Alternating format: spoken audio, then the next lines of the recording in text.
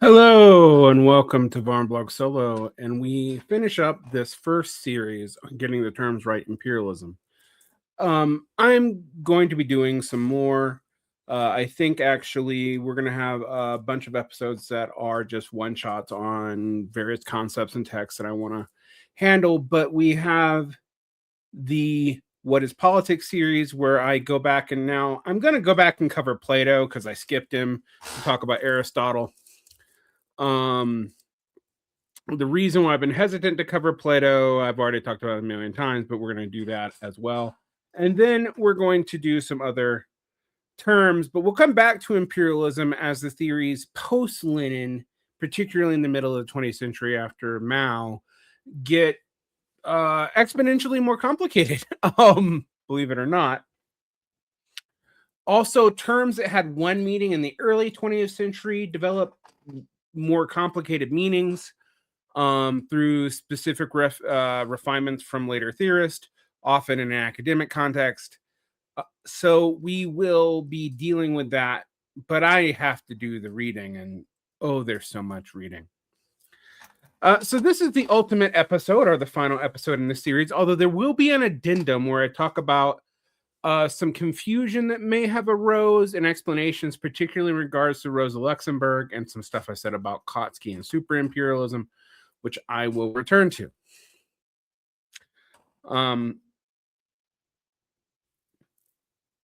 So let's get into it.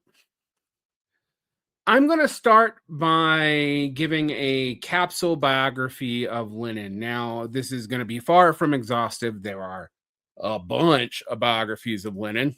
And they're all good at different things, and you should go and read them yourself. But Vladimir Ilyich Ulyanov, or Vladimir Lenin, which is how he is mostly remembered, was a Russian revolutionary, politician, and political theorist. I mean, duh. He was the first head of the government of Soviet Russia from 1917 until his death in 1924. He didn't live to be that old. He died at 54. He was born in April in 1870, and he died in January of 1924.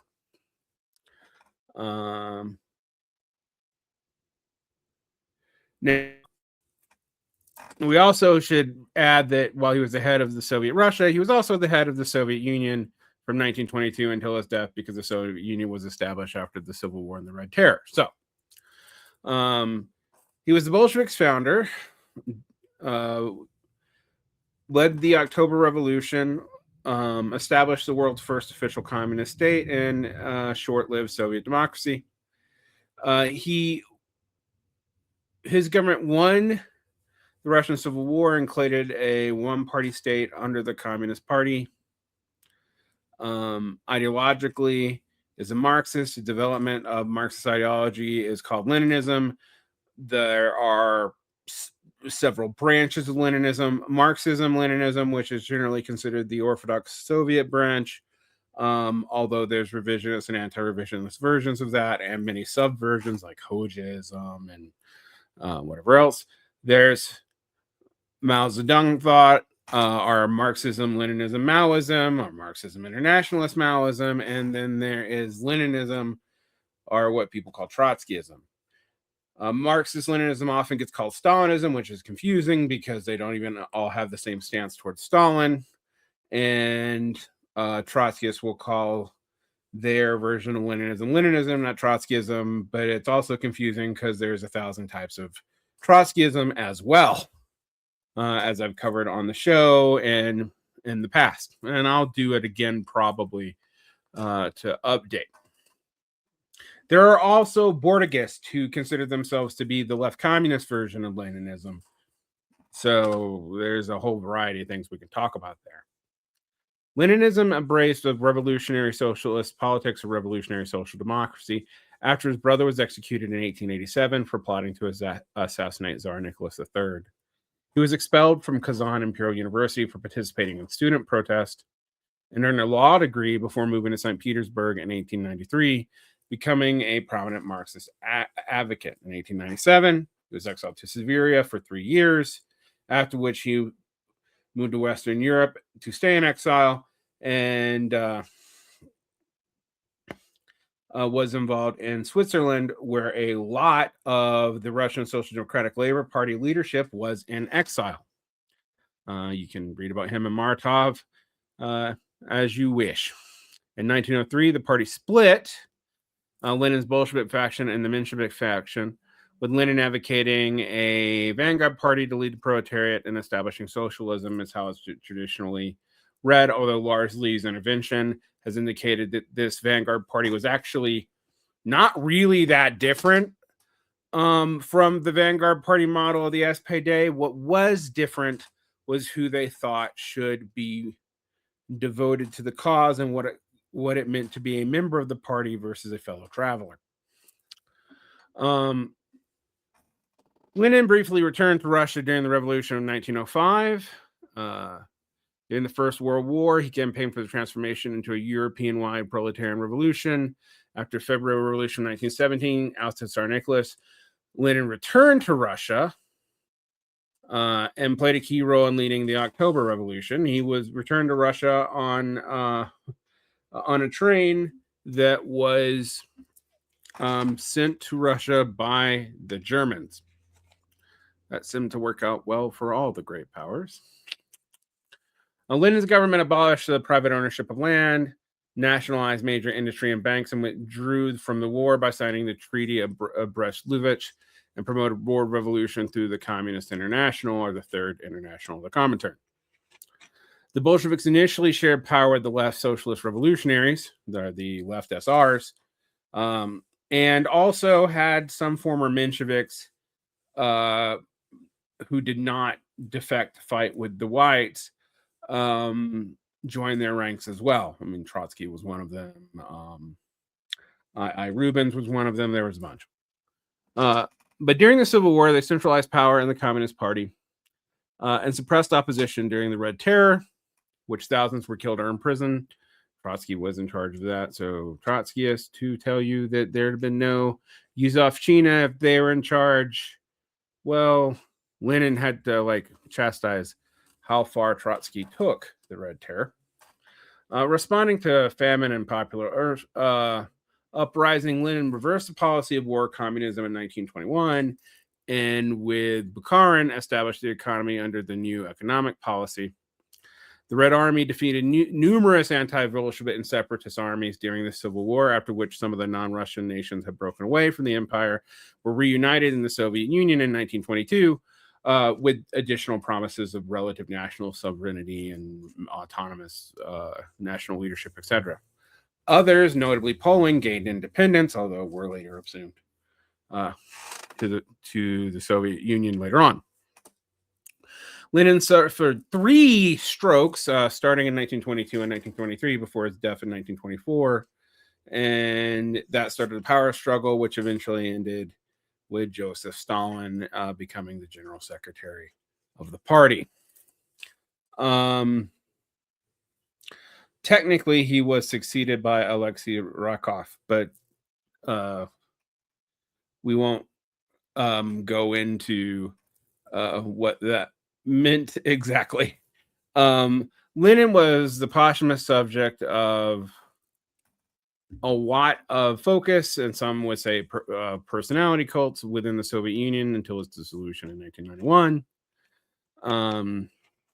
He is seen as the ideological founder of several different forms of Leninism. Like I said, Bordegism, Trotskyism, and the various forms of Marxist-Leninism are all rooted in Lenin's innovations in Marxism. Now, I'm not going to go into any more detail, and the controversies about his life are controversies about his scholarship, because they're beyond the scope of what we're focusing on today. This is a very basic capsule biography that I'm trying to present as neutrally as possible. Nonetheless, we are talking about imperialism, the highest stage of capitalism. there, which was originally published in 1917, and it was written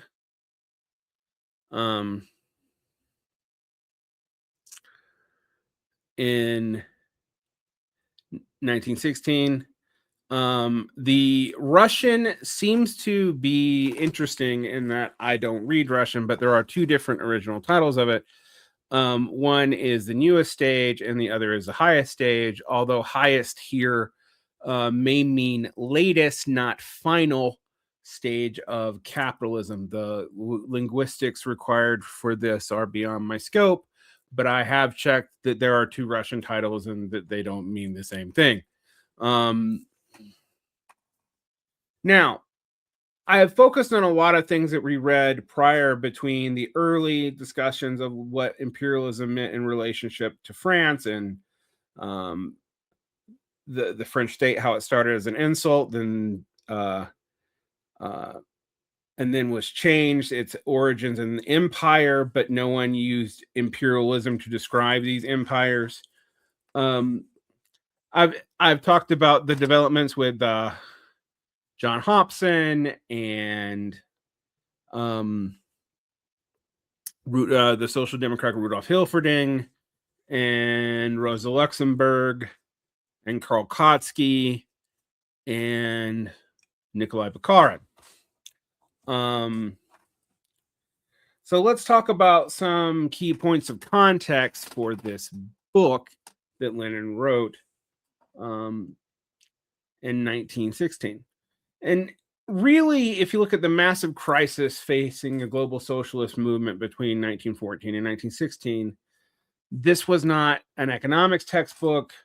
This was an intellectual autopsy and polemic about why the international working class had marched into the slaughter of World War I and what was to be done, since the assumptions that the most advanced proletariat in the most advanced capitalist countries did not lead the revolutions.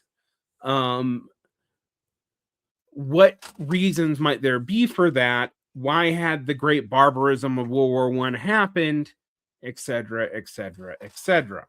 Now, the first thing is, before 1914, the Second International, the global separation of socialist parties, have repeatedly pledged that if a European war broke out, they would call a general strike and refuse to fight. They argued that the workers had no country and shouldn't kill each other for king and country, although workers were organized in nations. Now, nations and countries seem like the same things to us because we basically mean nation state when we say nation, but it's not clear that in early Marxism, those were exactly the same thing. After all, the Communist Manifesto both advocates the creation of national movements and national parties and national economies to be synchronized through internationalism, as opposed to like some, namby-pamby cosmopolitanism or whatever. The reality of the situation, though, is as soon as the war was declared, every major socialist party, most particularly the German SPD, voted to fund the war.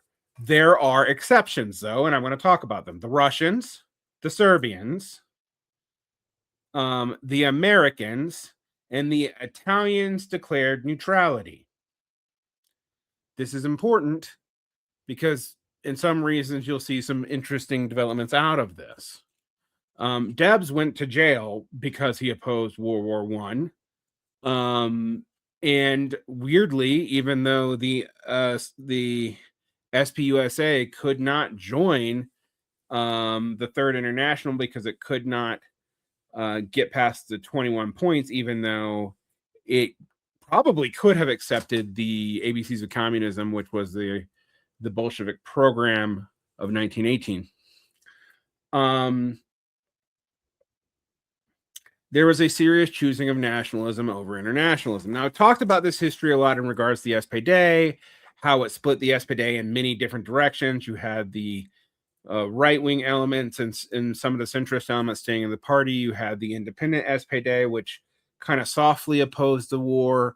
You had the foundation of the Spartacus Bund, which would become the foundation of the KPD, And then you had the Communist Workers' Parties, the KPD, all develop in lieu of this. Lenin was devastated by the news and initially believed the reports were fake. I mean, that's how serious he seems to have taken it. He wrote this book partly to explain why the parties had turned opportunistic in regards to the war. And he concluded that the super profits of the imperialism allowed the European capitalists to buy off the political and union bureaucratic leaders of the labor movement, which he condemned as labor aristocracy. Now I'm going to come back to the term labor aristocracy because it's going to have a life of its own after this. Labor aristocracy is first used by Engels to describe key leadership within the unions who were paid in such a way and used to manage labor in such a way that they identified with the capitalist almost as much as they identified with the workers. And Engels had actually speculated that this was partly what suppressed any revolutionary movement in London, despite the fact that London had all the conditions that one might have assumed would lead it to be a leading force of worker change. But Engels also realized, as Marx had in discussions of the Irish question, that the British really weren't headed in that direction. And this becomes where you get the focus on Germany. Germany not having as much empire to offset its own internal productive contradictions, but being highly advanced in production capacity after it unified under Bismarck, was going to be the most probable nation, since it had no settler colonialism of significant amounts after its consolidation and very little imperial holdings, to be the place where there was a revolution. Also, the German parties were the most advanced. And even though the bourgeois revolutions of Germany weren't even completely finished yet, SPD was probably one of the largest, if not the largest, party in Europe. So Engels is a major influence on Lenin here. There's also the Simmerwald left, which was studying as a center. While living in exile in Zurich, Sweden, Lenin was part of a small minority of anti-war socialists known as the Zimmerwald left. The center was led by Kautsky, which wanted the war to end so things could go back to the way they were in 1913. Lenin argued there was no going back. There was thus the Independent Social Democratic Party strategy, the USPD, was mistaken, because there was no policy mistake made by bad politicians that caused this war, but it was an inevitable byproduct of the way capitalism was structured going into the early 20th century. So you can see here that Lenin is concerned with convincing socialists that the only way to end these wars was to turn the imperialist war into a civil war, which would be a socialist revolution throughout all of Europe and then maybe later the world. Now, I'm probably going to do more on the Zimmerwald left and its history on the Patreon, behind the paywall. I've talked a little bit about Hal Draper's book, The Myth of Revolutionary Defeatism, a book that I actually ended up not particularly liking. So you can find my thoughts there, but I might cover Zimmerwald left eventually on one of these free solo shows, or find a scholar who specializes in it. We'll see. And there's also the Swiss libraries and the notebooks on imperialism. Because he was in exile and didn't really have any power, Lenin spent days in Zurich Central Library, just like Marx in exile spent days in the Library of London. He read hundreds of books in German, French, and English, and meticulously took notes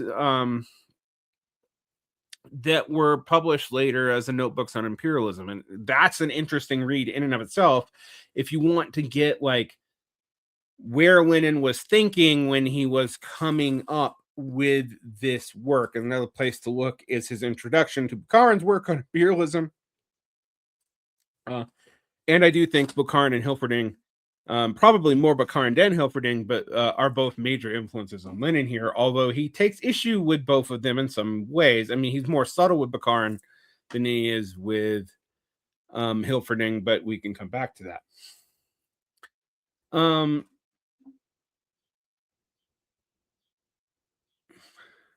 Initially, the book was conceived as a legal pamphlet intended for publication in Russia. He often used what he called Aesopian language, which was coded writing to avoid Tsarist censors.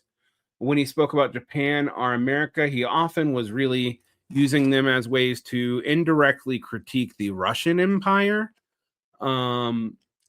Whereas when he was talking about Germany and England, he was talking about Germany and England.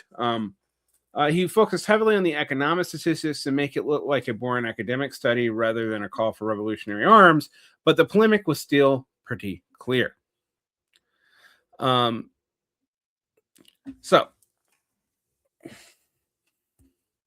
in the prefaces to the essay, Lenin refers to the First World War as an annexationist, predatory, plunderous war amongst various empires whose historical and economic background needed to be more thoroughly understood to appraise why modern warfare and modern politics had gone the way that they had. He thought that for capitalism to generate greater profits than the home market could yield, the merging of the banks and industrial cartels produced finance capitalism, a theory he had got from Hilferding. But unlike Hilferding, he did not think this could created a spot for simple assumption of a democratic pathway to seizing power in the state, meaning that one could just seize the banks and thus manage this new finance capitalism. The exportation and investment of capital to countries with undeveloped or underdeveloped economies was important, but as you saw with Luxembourg, but the reasons why this was necessary were entirely different for Lenin than they were for Luxembourg. And like I said in my piece on Luxembourg, which again, I'm going to do an addendum and correct a few things that I may have been unclear about, are one piece that I think I kind of misstated. We are looking at a way to explain why these undeveloped countries and underdeveloped economies were so important to this period of capitalism beyond mere accumulation. So financial behavior divided the world amongst monopolist business companies, but monopolist business companies needed states to protect their rents. And to deal with ways to get cheaper resources by leveraging divided and uneven development. And colonizing underdeveloped and undeveloped countries, business and government would engage in geopolitical conflict over the exploitation of labor of most of the population of the world. Therefore, imperialism is the highest or most advanced or latest stage of capitalism, requiring monopolies to exploit labor and natural resources, with the exportation of finance capital rather than manufactured goods to sustain colonialism, which then had an integral function of imperialism. Moreover, in the capitalist homelands, the super profits yielded by the colonial exploitation of the people and their economy permitted businessmen to bribe local politicians and key labor leaders, as well as a labor aristocracy of what we might call union bureaucratic membership and the upper strata of the most advanced sections and most skilled sections of the working class, to thwart any solidarity needed for a worker revolt, such as a general labor strike, to happen in any significant amount, thus placating or at least neutralizing elements of the working class. Now, again, when you talk about third worldism and all this stuff, this theory is going to come up, but labor aristocracy is going to be expanded even more. The concept of labor aristocracy, like I said, is in Marxist instantiation, really goes back to Engels. The concept, though, was also independently talked about amongst revolutionary socialists of the libertarian, socialist, and anarchist variety, like Mikhail Bakunin in the 1870s and Frederick Engels in 1858. It's unclear whether Bakunin got the idea from Engels, given that they hated each other. He wouldn't have admitted if he did. But it was specifically used to describe the leadership of the workers in Great Britain in the 19th century. Now, in 1848, if you read in the German volume 29, page 348, you see the first mention of the Ein Bürgerliches proletariat, or the labor aristocracy. Pretty early on, there is some indication of the word labor aristocracy, are the aristocrats of work, even in Das Kapital Volume 1. So Marx at least alludes to the concept in Capital Volume 1. We also hear the aristocracy of labor and labor aristocracy in works by William Morris, such as in the Manifesto of the Socialist League in English, Frank Kitts in his article in Internationals, which is also published in English, Paul de La Salle's 1900 pamphlet, written in French about the syndicates of the anarchist, and in the explanation of the Offert program by Karl Kautsky. So the idea is not unique to Lenin. I mean, even Kautsky uses it. And it's not even unique to Marxism. And in Marxist theory, labor aristocracy comes to mean people who benefit from super profits extracted from the impoverished workers of the developing world, who thus lead other workers within the developed world to be more complacent.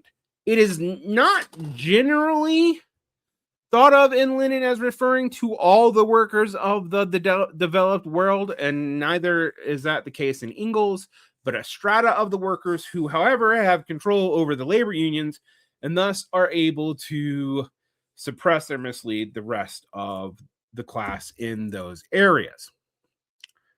I think that's important, although you can see where the later Maoist and Third Worldist conceptions come from this definition. The concept of labor aristocracy is still controversial amongst Marxists. The theory is formally shared by almost everybody who was ever in the Comintern. And it was also super widely used by Eugene Debs in both the Socialist Party of America. I said the SPUSA, I meant the SPA. And in his version of the Industrial Workers of the World, the IWW. The Communist Party of Great Britain, ML, and the Revolutionary Communist Group use it. Many Trotskyists, believe it or not, believe in labor aristocracy. Although some, such as the Mandelites and the Cliffites, those led by Ernest Mandel in France and Tony Cliff in the United Kingdom, consider the theory to be mistaken, or to be overly third worldist.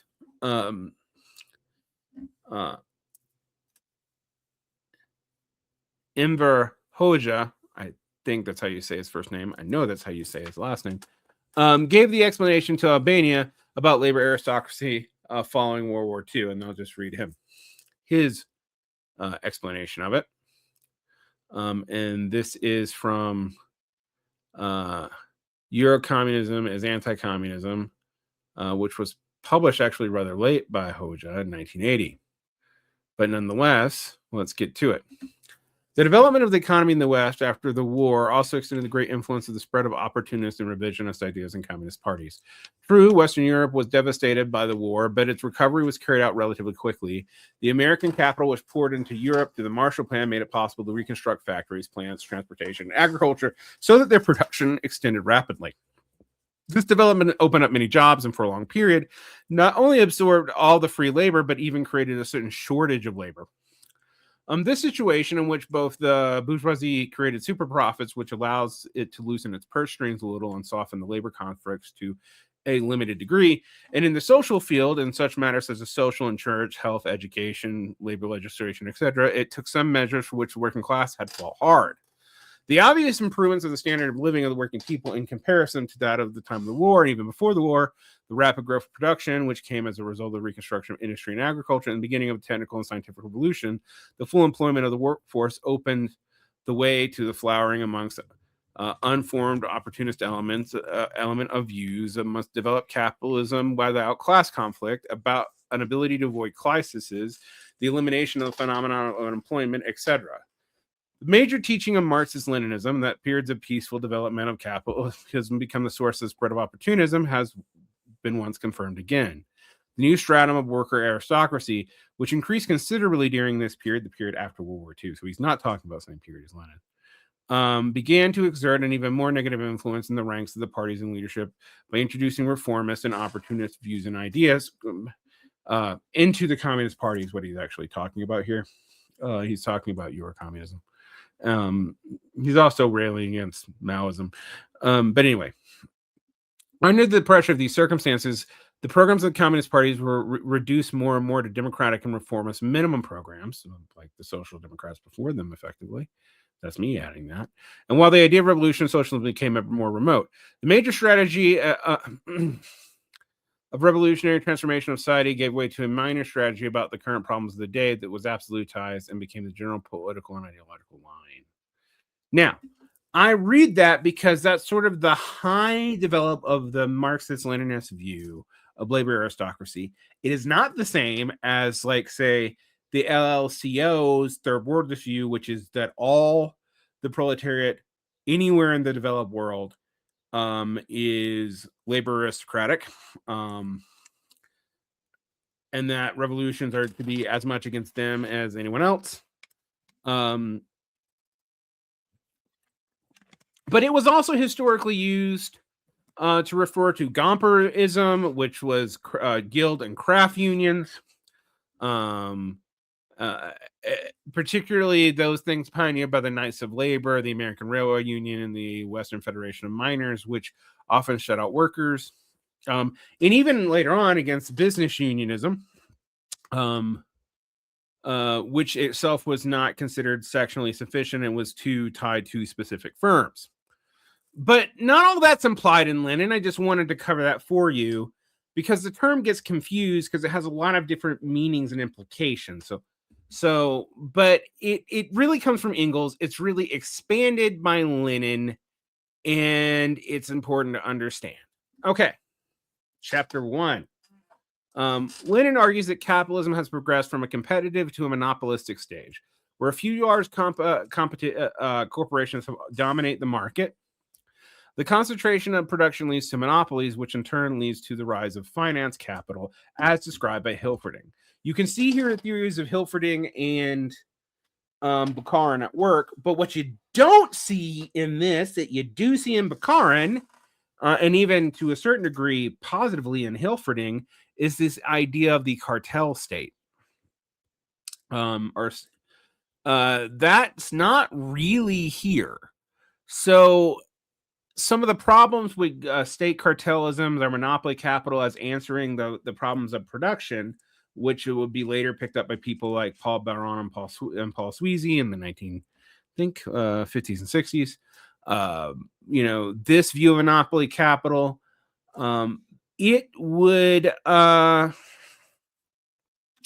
become dominant yet. All right. In chapter 2, Lenin talks about the banks and their new role. Lenin explains how the concentration of production in more and more large factories also led to the concentration of the holding of capital and land. The titles, though, of capital and land were controlled by banks. Banks become more intermediaries between savers and become more than intermediaries between savers and borrowers, and begin to extend control over industry and finance by their ability to control interest rates. And also get more and more integrated in the states. I mean, Lenin's basically watching the rise of national banks, which has also been important to capitalism. Even conservative historians like Neil Ferguson will admit that. Chapter 3, he talks about oligopoly or monopsony pricing, what he would call, and how this creates a financial oligarchy which controls most of the economy and most of the government, because it controls the access of politicians to funds to run their campaigns, even back then, and also is a key broker in government policy, and controls who gets the capital credit extensions to be able to do mass development after you're out of an entrepreneurial mode of production. Lenin also picks up some degree from Bukharin. The concentration of capital leads to overproduction. And this, Lenin's more of a straight up old school Marxist, and surplus capital, which is then exported to less developed countries in search of higher profits. But one of the reasons why they're searching for higher profits is lower cost of fixed capital inputs, are, just inputs. The export of capital leads to imperialism as powerful countries seek to control and even, take over weaker ones, first through colonialism and then through finance manipulation. But this means you have things like outsourcing and all this really beginning to develop. Businesses really relocate to other countries to find resources to exploit and workers who they can employ at the socially necessary labor time and cost of that lower stage of development. Sound familiar? As a result, workers in advanced capitalist countries will be kept in check by fear of unemployment from outsourcing or capital flight, and as we call it now, and will be content with social welfare provided by the profits made through imperialist actions, so that the cost of this unemployment is offset by social welfare networks. Now, we can see a lot of this unraveling today, but this does describe most of the 20th century, even after the imperial conditions that he's talking about don't seem to be as much in play. 5, he talks about the division of the world into colonies and spheres of influence being the natural outcome of this imperialism. This is multipolar, by the way. It's not the only form of multipolarity, but it is one form of multipolarity, and people should fucking recognize that. And that the struggle over these territories and resources lead to competition and conflict among capitalist powers, which also something I'm going to cover in my addendum. Why when I said the time period after World War II looks a lot like ultra or super imperialism a la Kautsky, is not for the reasons Kautsky stated, and I'll get back to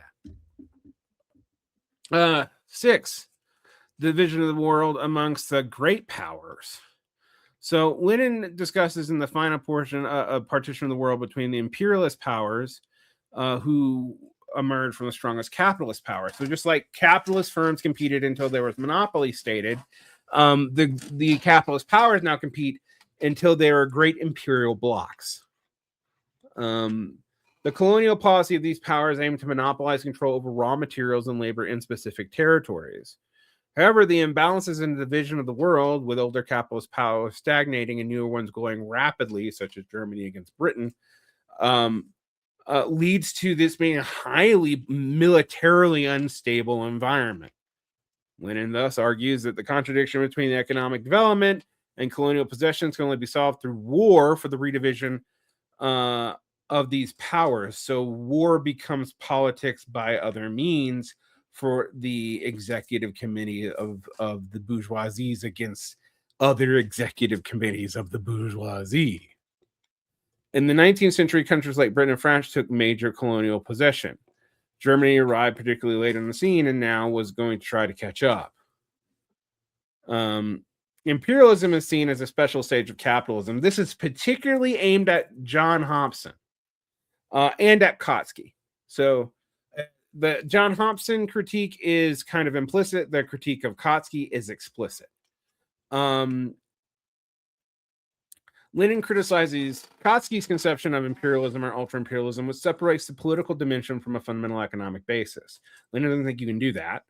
Lenin ties together the threads of his analysis, emphasizing the basic features of imperialism: the concentration of production and capital, the merging of banks and industrial capital into finance capital, as opposed to finance and capital, the export of capital to extend power, and the formation of international monopolies, or what we might call international corporations.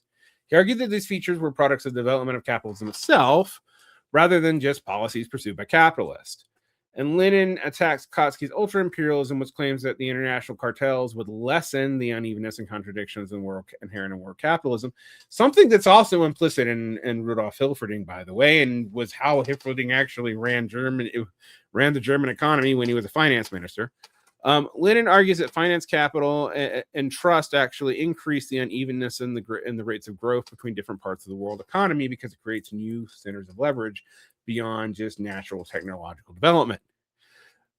And this would lead to wars between imperialist powers.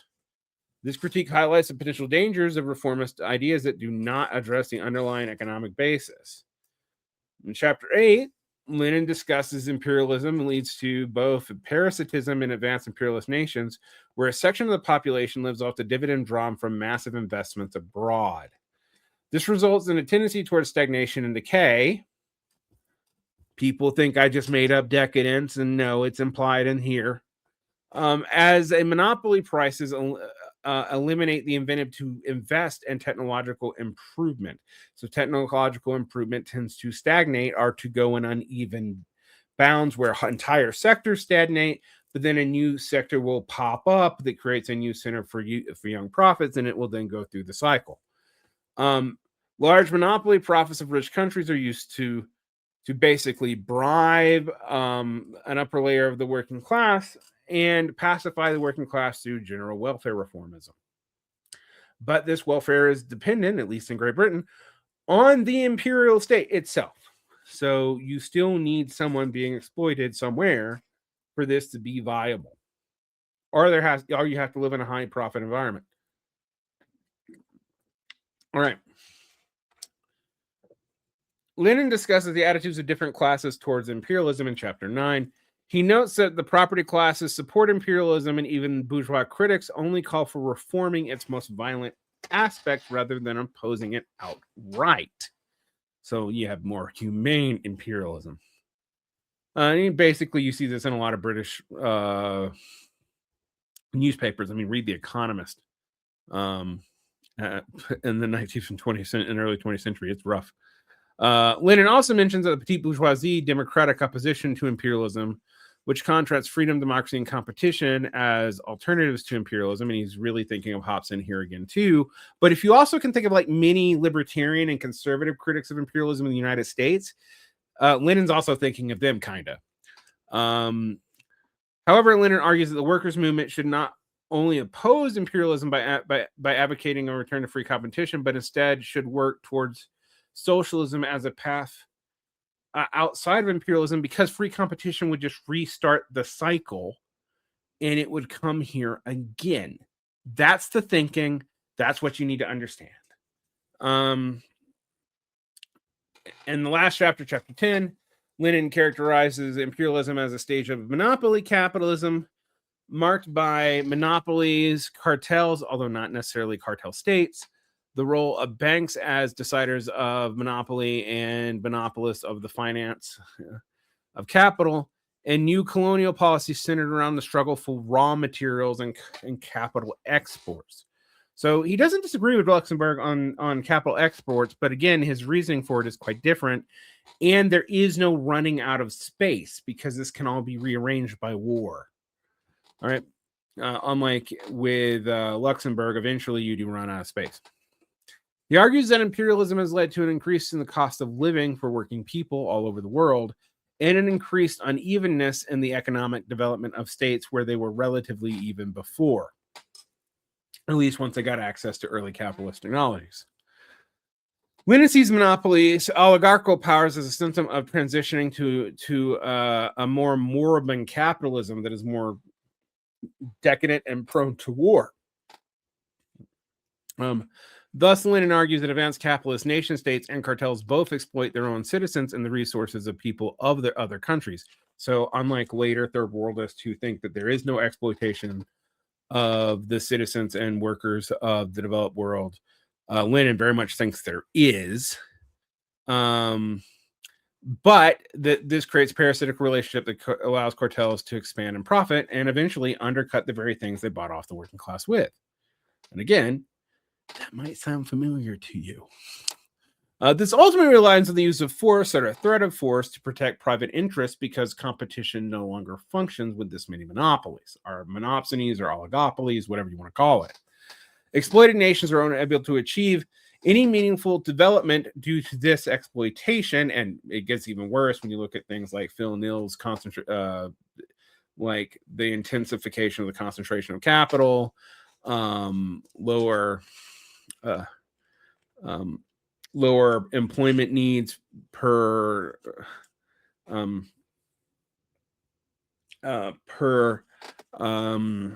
factory, et cetera, through automation and lowering of socially necessary labor time, et cetera, et cetera, et cetera. This affects the ability to both engage with each other and themselves. Imperialism's all-encompassing power distorts social and economic processes in both the imperialist and the colonized nations. Therefore, the struggle between imperialism and decolonization is one of the most important conflicts for humanity, although he doesn't go so far as to go to do what Mao was to do, which was to say it was the primary conflict, even above and beyond capitalism. Now, it's important to know that Lenin was highly pulling from Rudolf Hilferding. He was pulling from John A. Hobson, and he was indirectly pulling a lot from Bukharin. I remember whose book he even wrote the introduction for. He was opposing Kautsky's theory of ultra-imperialism and the cartelization of states, leading to a more balanced, less peaceful world.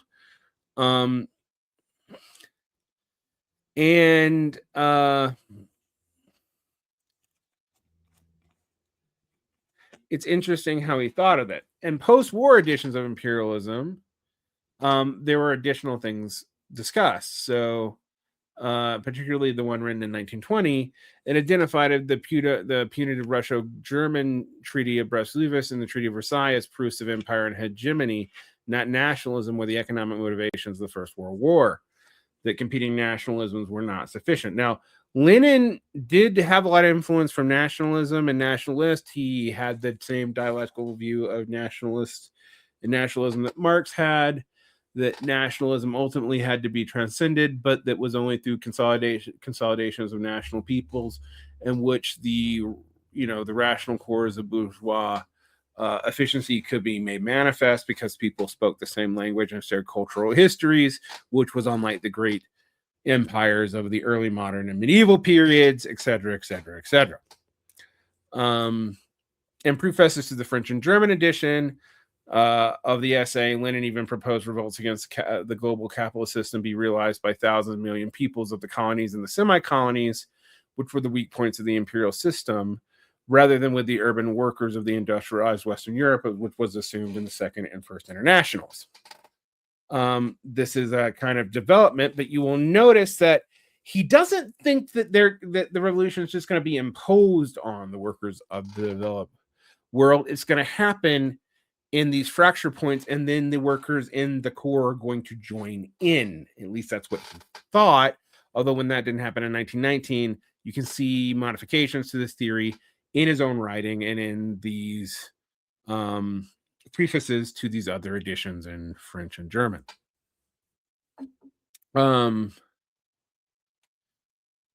So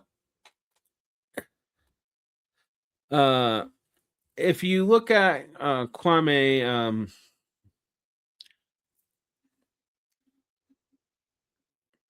Kwame Kofi Nkrumah's work on neocolonialism, it expands that for the African period in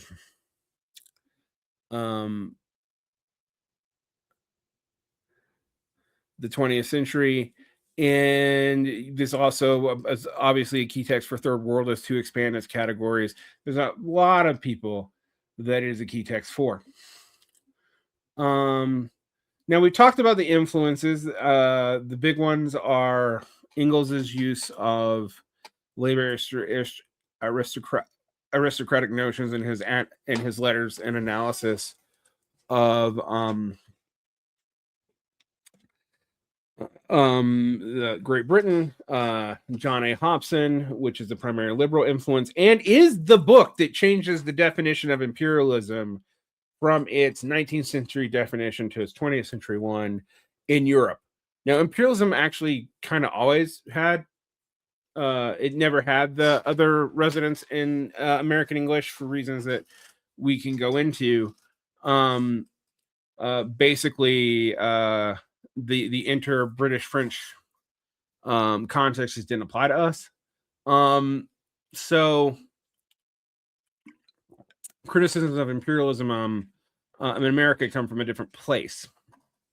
But Hobson is key to this. Hilferding is where you get kind of the theory of finance capital, this concentration in between the big productive firms and the banks.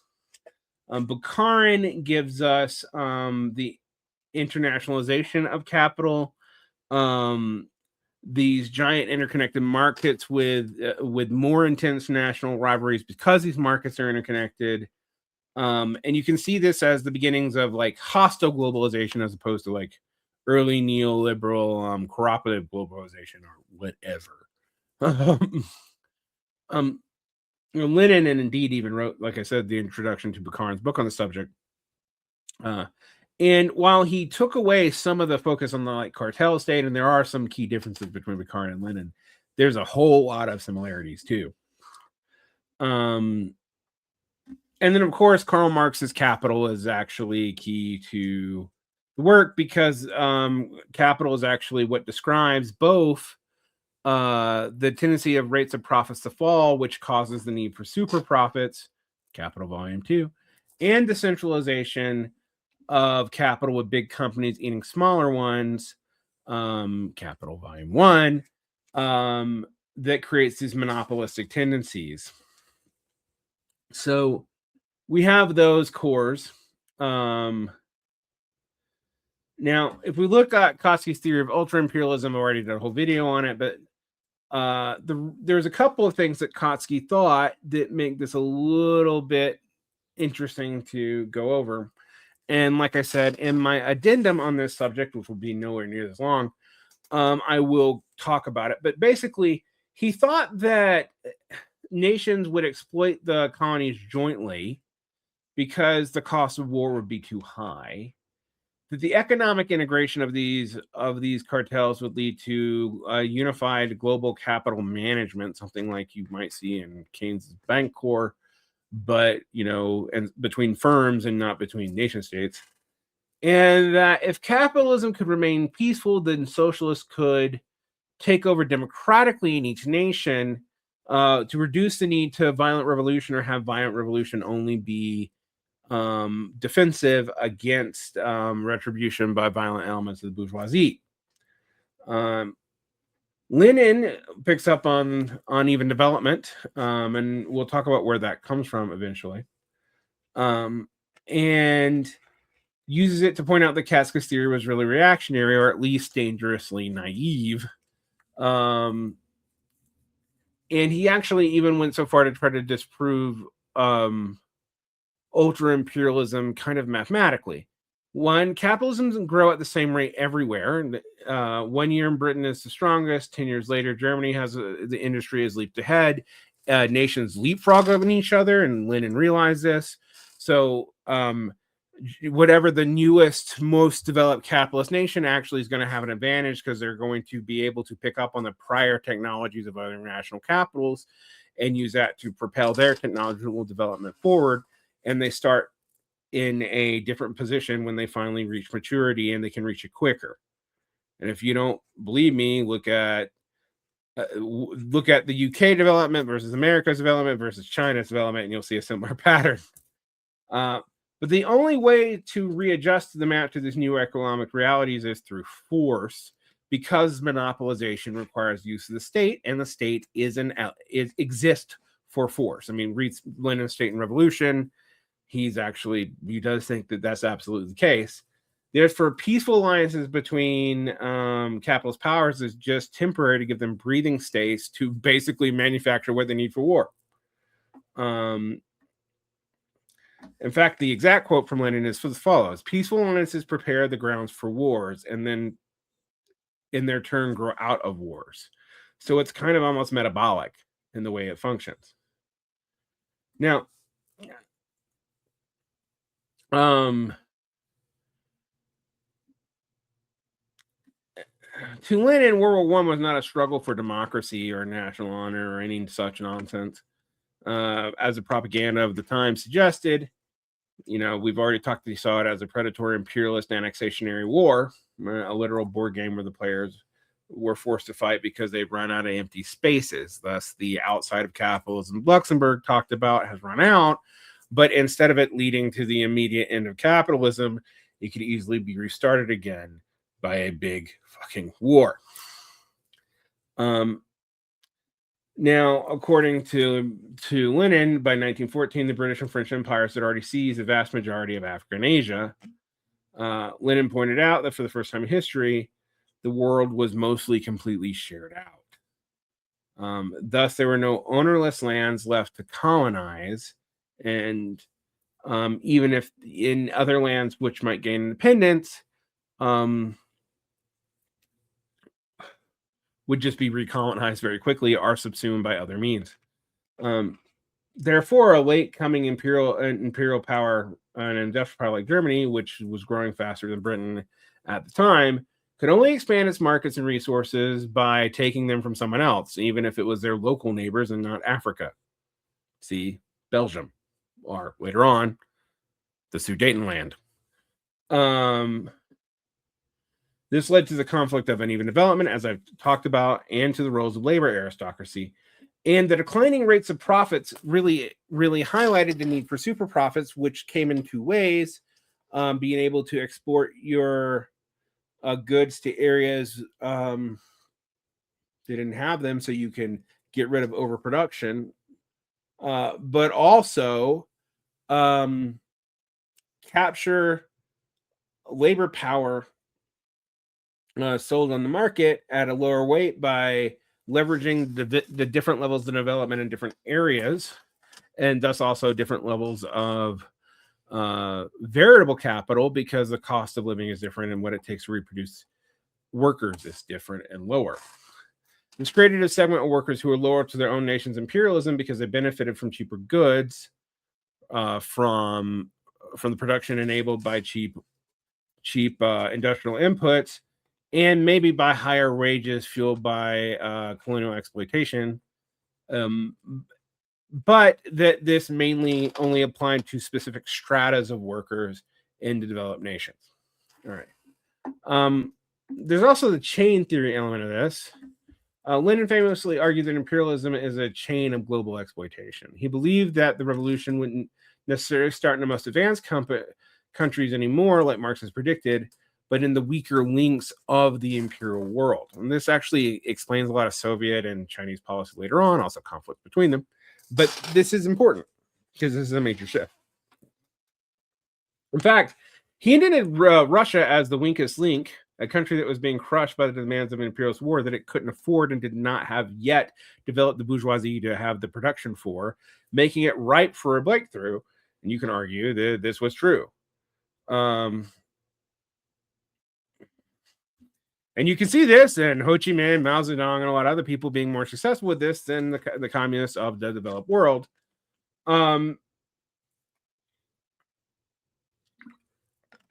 So, while Marx had focused on the industrial workers of Europe, Lenin shifted the revolutionary spotlight to the periphery, although he would not use that term. And definitely wouldn't use the term Global South, but you know what I mean. Now, this also ties into his belief that nations had rights to self-determination, that socialist and imperialist countries had a duty to support the independence of colonies or other colonized nations. Even if those countries weren't socialist yet, because it would start the process and break up the empires that were buying off elements of the working class and thus make more likely revolutions in the home country. At least that's the theory. That's the part of the theory that doesn't seem to have shown its head as much, unfortunately. And this also led to theories of neocolonialism, like I mentioned, but also dependency theory. We're going to cover those more specifically in a different series that I'm doing on imperialism after Lenin, because it's a kind of different beast, at least in terms of concepts. Lenin's ideas led to the formation of the Comintern, which actively funded and trained anti-colonial fighters even when they weren't communists. So this was going to have some interesting issues later on. See the Kuomintang as being a representative of China in the Comintern as opposed to the Chinese Communist Party, etc., etc. But this also is why many independence leaders, whether they were communist or not, definitely depended on the USSR, and it actually gave them a better way to do national development too. As my friend Jim Bonjalon has discussed, it was a better deal even to do capitalist development to side with the Soviet Union. Hence why Pan-Arabist and Nasser and stuff were always playing the Soviet Union off the Americans as a way to get more and more resources for their own development. But you also see this in why people like Thomas Sankara and Fidel Castro use Lenin's language. Now, while Lenin's pamphlet transformed from a critique of World War I into a manual for global national revolutions, particularly in the decolonial movement, we need to talk about a few modern critiques of Lenin's theory, some that I don't particularly think hold up, but maybe that we should look at anyway. Particularly why some even left-wing economists think his predictions about the death of capitalism didn't really happen, and why there might be some kind of interesting problems with imperialism as the highest stage or the last stage of capital. So one, Lenin argued that free competition was dead and would be replaced entirely by monopoly, but internal competitive practices keep rearing its head. While massive big corporations certainly dominate, it's actually pretty clear that competition hasn't completely disappeared within the markets. There's less of it. There's a lot less of it, and that's part of why they're trying to convert everything to wins. But true monopolies are still somewhat rare.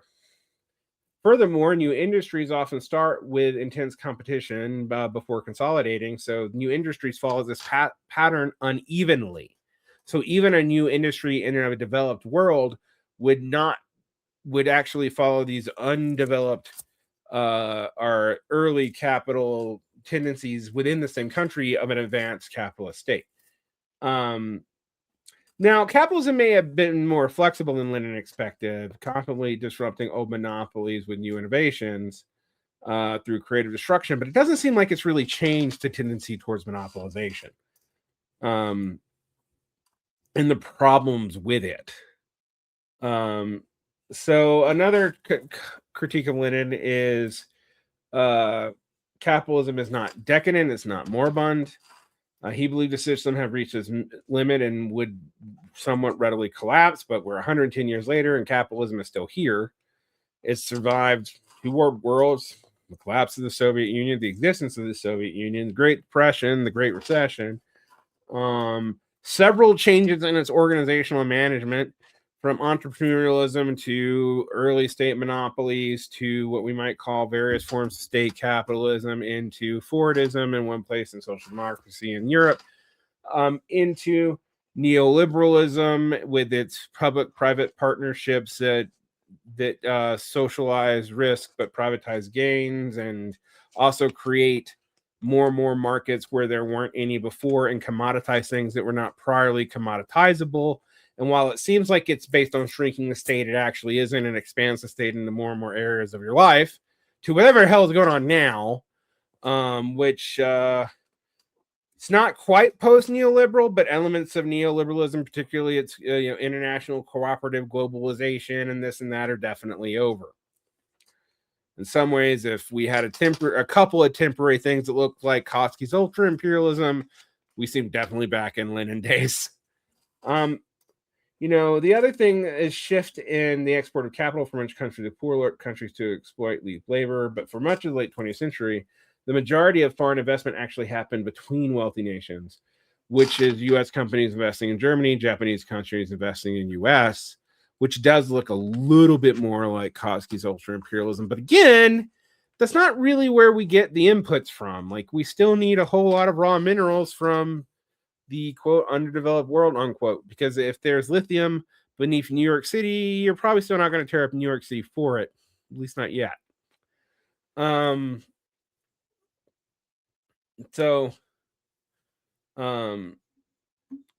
the last thing is the post-industrial reality, although I'm going to say that post-industrialization is overstated.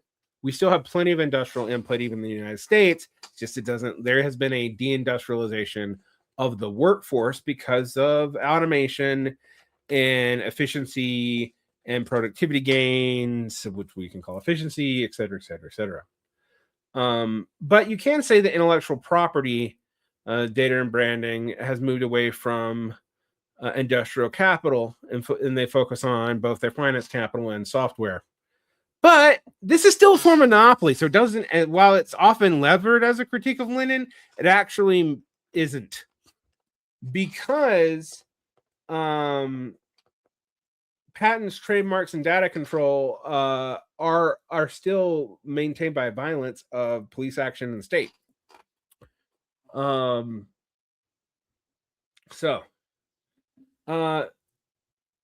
Since Lenin had published this pamphlet over a century ago, the global economy has shifted from steam engines and direct colonial rule to value chains and debt diplomacy. But it's not that different.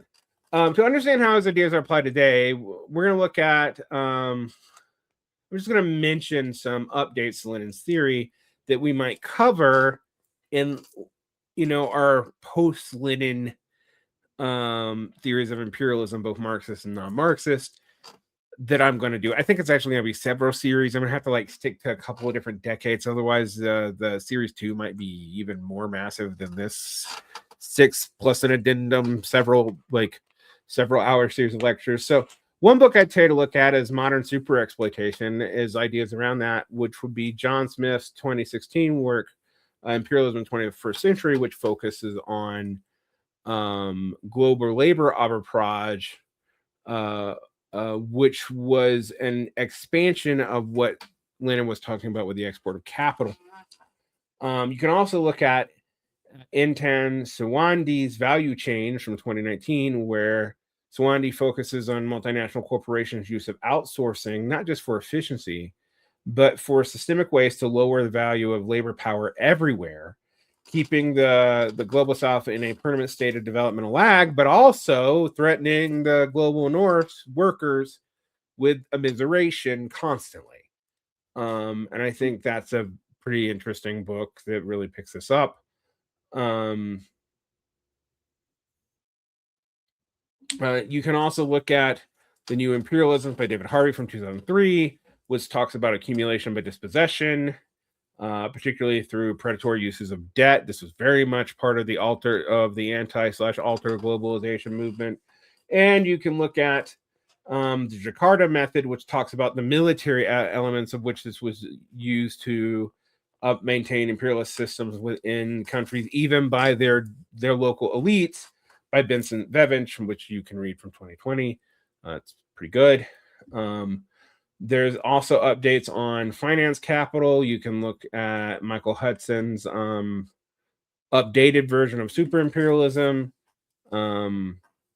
which doesn't need balanced books, and talks about how Forex domination is effectively a form of imperialism. And you can read the Techno-Neo-Feudalism by Yanis Varoufakis, but I don't know why you would. Which is suggests that we moved past imperialism and actually reverted to tech trees out like feudal lords who just extract rents from everyone, creating a new form of digital imperialism. But it's very vague on what feudalism is, just like David Graeber was. And I'm just going to tell you that I think there's some insights in it, but by and large, I think the framework doesn't help you. Now, in both the Soviet Union and the People's Republic of China, Lenin's theory of imperialism is part of the financial state ideology, or was in the case of USSR, and is very much is in the case of China. Although Mao was to develop it in new and different directions, and again, I'm going to cover that in the post-Lenin parts of the imperialism series, such as the primary and secondary contradiction talk and stuff like that. So I'm not going to go into that so much today, but I do want to briefly cover it, even though this episode is very long. It serves two main purposes. It explains why global revolution hasn't happened in the West yet, and it justifies the foreign policy of the giant socialists, even when they were in competition with each other. Now, it's interesting because the two countries really developed Lenin very differently and kind of conflictingly.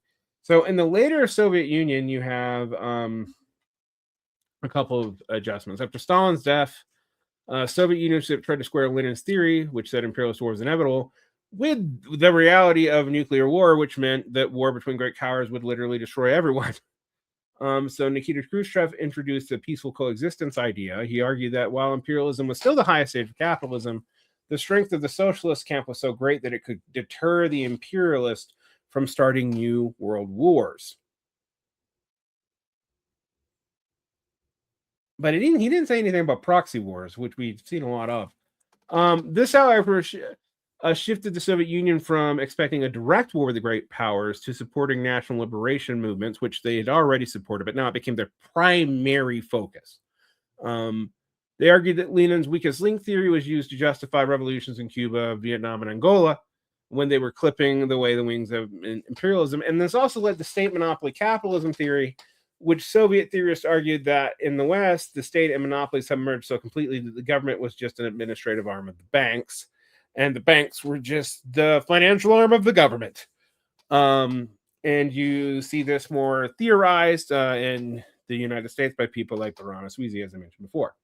In the PRC, you have things like, you have all kinds of things. Like Mao argued that the USSR had become social imperialist, socialist in words, but imperialist in deeds, and he claimed that the Soviets were acting like a new czar, exploiting Eastern Europe and competing with the US for global dominance, leaving out the unaligned nations. In the 1970s, Mao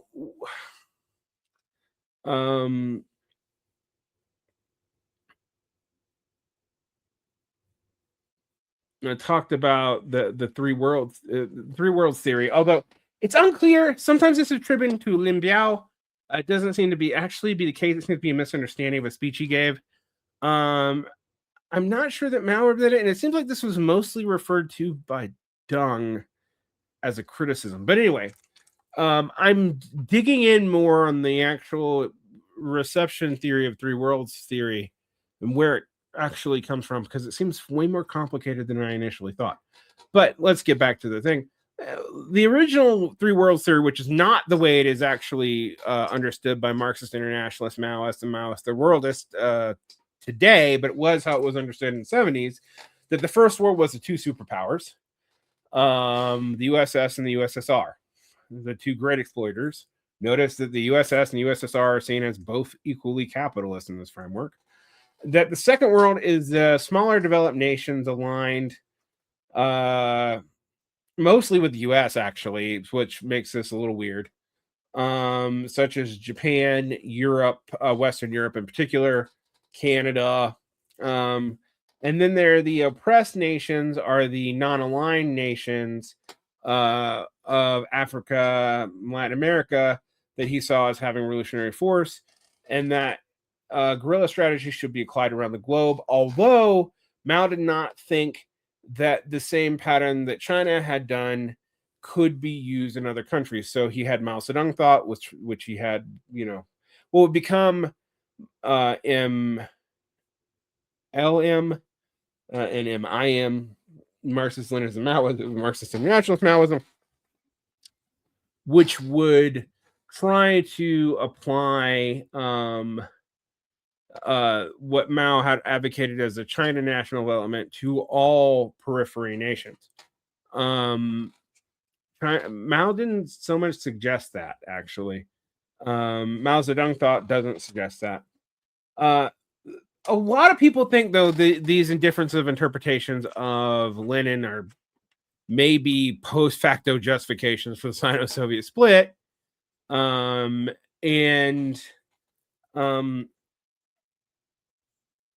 This becomes one of the great tragedies of socialist history, because I do think the Sino-Soviet split, just like the German revolutionary failure foreclosed the Western expansion, the Sino-Soviet split meant that there was going to be no consolidation of the communist world, and that Marxist Leninists in places like Cambodia and Vietnam were literally killing each other.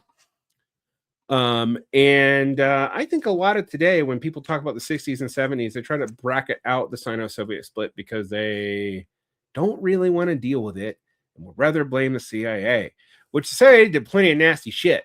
But you got to deal with the Sino-Soviet split. You can't just pretend that a bunch of Western Marxist academics are why all that happened, because it's not true. I'm going to quit editorializing in this video, but go study your Sino-Soviet split history. Seriously, it's important.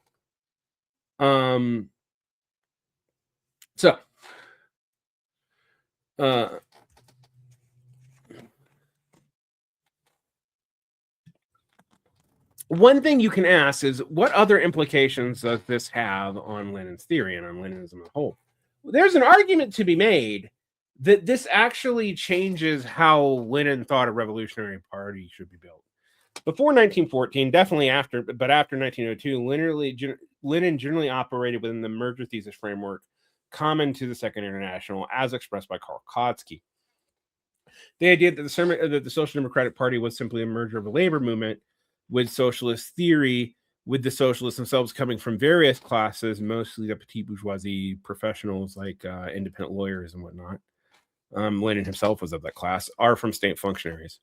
After his analysis of imperialism, he kind of seemed to think that the mass party might have been a lot harder to do.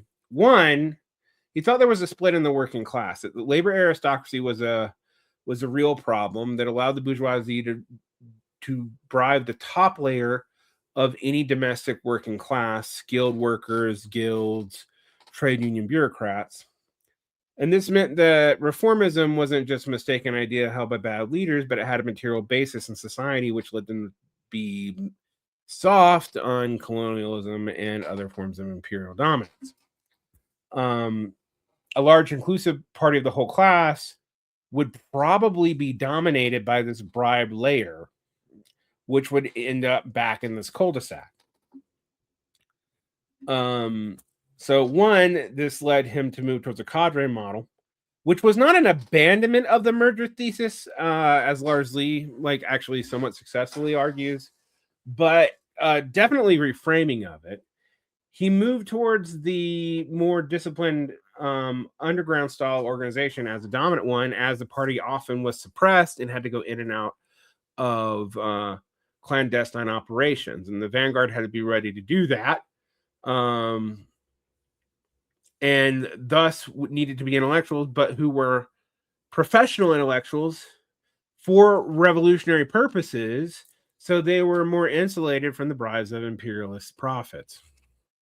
Lenin had been effectively arguing that for a while, but this really gives a key justification to it too. He seemed to think that the center needed to be dealt with very tactically. He argued the revolutionary wing of the socialist movement really needs to be separate from the reformist wing. And that really led to the conditions, or the 21 points attached to the Bolshevik program that was released with the creation of the Third International in 1919. Read the ABCs of Communism and the 21 points to figure out what that was. Two, democratic centralism was seen as necessary because it mirrored the unity of action required of the total imperial state and the Prussian high command. Thus, it was able to battle what was already a highly centralized top-down organization by having similar discipline within its own units. Now, it didn't just come from Lenin's theory of imperialism, but this is important. And 3, Lenin really begins to focus on internationalism and national sovereignty as important, and that there needed to be an international party, not just a federation of national parties, of which the Comintern was designed to be the kind of brain of. Now, I've gone into the problems of the Comintern and why I also think it's tragic we don't have anything like it today, although there are many, many socialist international groups. That's not my point. But I think we're going to end here because this is as thorough of a discussion as I've ever given on this topic, and I've covered this topic multiple times. I covered it with Doug Lane and Zero back in, not even may have been Diet Soap days, pre-Zero books. I've covered it again in Pop the Left Series 2, our 2019 to 2021 collaboration over there. I've covered it many times in various solos and interviews here. Go read the book, but I hope I gave you plenty of context for it. And the reason why this is now our longest episode in the series is because in some ways this is the most important episode that's going to lead us to discussions in the middle and late 20th century on imperialism's changing nature, network, and understanding, and why I've said that, we don't generally share frameworks when we talk about imperialism, and why, at least before Hobson, imperialism means something completely different than after Hobson and Lenin. All right. I hope that helps clarify some things. There will be one addendum to this that I'm going to record, and it will be on the mistake I made in explaining Rosa Luxemburg to you, although I'll explain why I made that mistake, as well as why it actually may convince me that Rosa Luxemburg may make even less sense on certain elements of chapter 25 of the accumulation of capital than I thought. But we'll come back to that. And we can kind of see how this really does set the stage for radical departures between the communists and the and the revolutionary social democrats.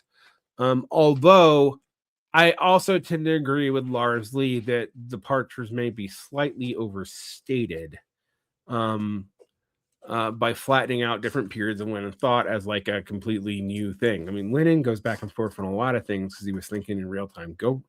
If you want to Alex Herbert's breakdown and line by line reading of the collected works of Lenin in order as they happened is pretty important to read if you want to understand how Trotsky come out of Zinoviev and Stalin and Bukharin in the debates in the 1920s could all appeal to Lenin's writing legitimately with real quotes in their arguments.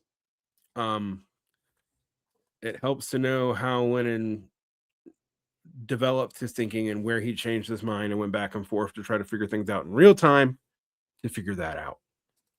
And on that note, protect your peace, like and subscribe. You can find more behind the paywall where I do even more of this.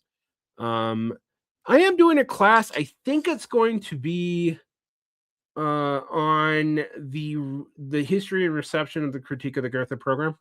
I'm not 100% sure, though. I'm going to pitch it to my Patreon and let them vote on a couple of different topics. It will be a 6-session classes over 2 weeks in the fall.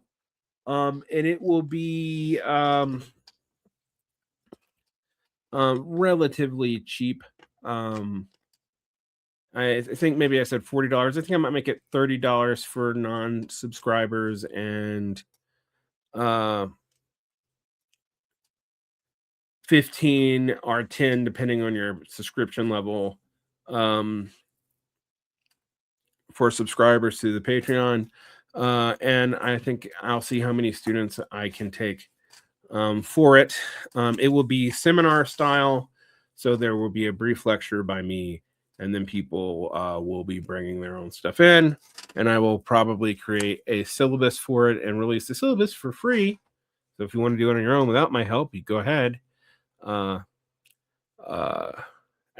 beforehand. We have some free syllabi for self-study coming along. I'm doing several syllabi on various issues of value and value form theory and controversies of that form of Marxology. But I'm also going back to be doing history and all this kind of other stuff too, because Marxiological stuff is of some importance, but I don't think it's of the utmost and extreme importance that you sometimes get in certain circles. But that's where we're going. I just finished doing a round of edits with Daniel Tutt on our upcoming very short book, which started off as an article. That will be coming out from Move Press. We got our contract. I haven't signed it, but I do think we have a name, and it's the. Oh, I'll talk to Dan before I release it, but I will announce it soon. And it'll probably be out this summer. Believe it or not, we got it. It's not quite done. We're doing our last round of edits, but we're pretty much done. So all of those people who've been like, Varn, why don't you write a book? Why do you keep on starting books and not finish them? Why do you always have co-authors? Well, you're finally getting one. So shut up. And I hope that you follow the channel for that and more. I am still, for those who follow personally, I mentioned a couple times, I recently seem to have minorly broken my foot. It's a hairline fracture, but it is a fracture. And I am on a cane. But in some ways, it's forced me to simplify my life and read more. So maybe you'll get these put out a little faster. And maybe you won't. I don't know. Maybe I'll just read more for me. Who knows? Take care, protect your peace, and I hope you appreciated the series. Like I said, there'll be an addendum coming out very soon, and many small, more contemporary episodes to come out, and maybe a couple rants. The world is crazy right now. I cover a lot of the craziness with streams with Gene because I don't release these fast enough for them to be. I mean, like the other day, I literally was referring to released an episode where we talked about the possibility of the Iran war, which has already been happening for a month because we recorded it the week before it happened. Yeah, that's how the news has been lately. So take care of that. Protect your peace. Have a great day.